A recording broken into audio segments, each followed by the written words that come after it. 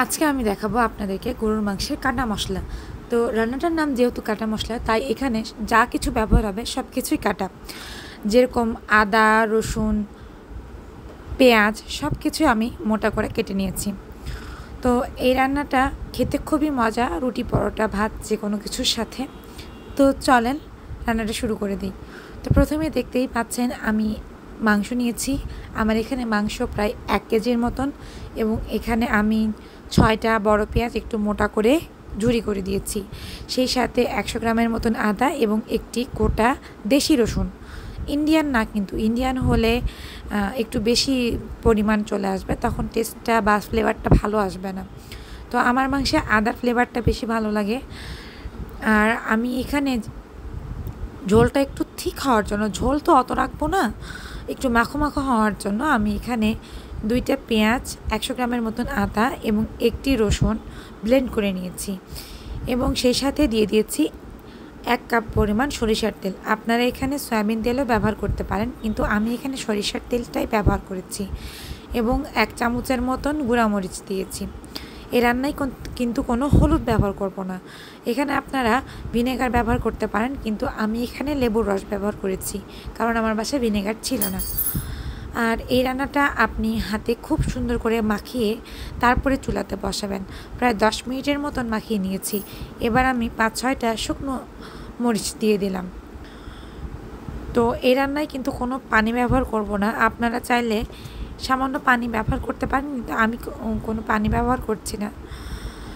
কষতে কষতে মাংসটা অলরেডি কিন্তু সেদ্ধ হয়ে যাবে। যেহেতু আমি লেবু ব্যবহার করেছি, মাংসটা সফট হয়ে আসবে। লেবু অথবা ভিনেগার যেটাই হোক না কেন, মাংসটাকে কিন্তু গলিয়ে নরম করে দেবে, তাই এক্সট্রা করে পানি ব্যবহার করার কোনো দরকার নেই। তো এই যে আমার মাংসটা কষে গিয়েছে, দেখতেই পাচ্ছেন। আপনারা কিন্তু একটু পরপর মাংসটাকে নেড়ে নেবেন, কারণ তলা ধরে যাবে।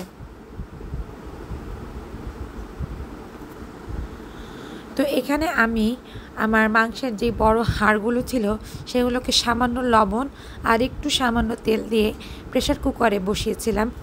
এখানে আমি 5-6টা সিটি দিয়ে নিয়েছি, যাতে করে হাড়গুলো খুব সুন্দরভাবে নরম হয়ে আসে। আর এখানে আমি 3 চামচের মতন গুঁড়ো দুধ ব্যবহার করেছি, যাতে আমার কাটা মশলার যেই স্বাদটা অনেকটা কোরমার মতন আসে। অনেকেই টক দই ব্যবহার করেন, কিন্তু আমার কাছে টক দইয়ের টেস্টটা অত বেশি ভালো লাগে না, একটু টক টক লাগে, এজন্য আমি এখানে দুধ ব্যবহার করেছি। তো এখন যে ব্রথটা আমি তৈরি করে নিয়েছিলাম সেটা এখানে দিয়ে দেব। তো দিয়ে দেওয়ার আগে সামান্য একটু নেড়ে নিচ্ছিলাম। এখানেই দেখতেই পাচ্ছেন ঝোল কিন্তু তেমন একটা ঠিক হয়নি, কিন্তু ব্রথটা দেওয়ার পরে নামানোর সময় দেখবেন আমার ঝোলটা ঠিক হয়ে এসেছে। এর কারণ হচ্ছে দুধ আর লেবু দুটো একসাথে যেহেতু ব্যবহার করেছি, এটা টক দইয়ের কাজ করবে।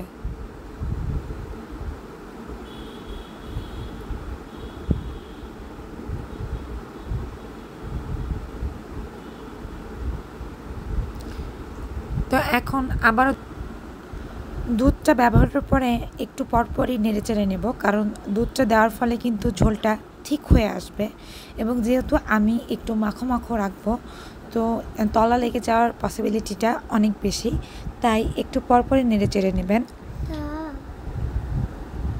তো এখানে আমার অলমোস্ট রান্না হয়ে এসেছে।